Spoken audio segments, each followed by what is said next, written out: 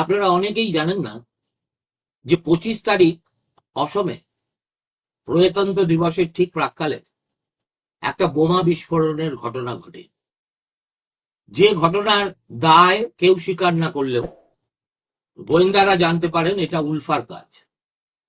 অর্থাৎ এটা ছিল একটা পাইলট ট্রায়াল, যে ট্রায়াল দিয়ে তারা তাদের উপস্থিতি উত্তর পূর্বাঞ্চলে জানান দেওয়ার চেষ্টা করছে। সুতরাং বুঝতেই পারছেন বাংলাদেশের পরিস্থিতি ধীরে ধীরে যেদিকে বাঁক নিচ্ছে, তাতে মনে হচ্ছে না যে ইউনূস সরকার ভারতবর্ষের সঙ্গে শান্তিপূর্ণ সহাবস্থানে আদৌ বিশ্বাসী।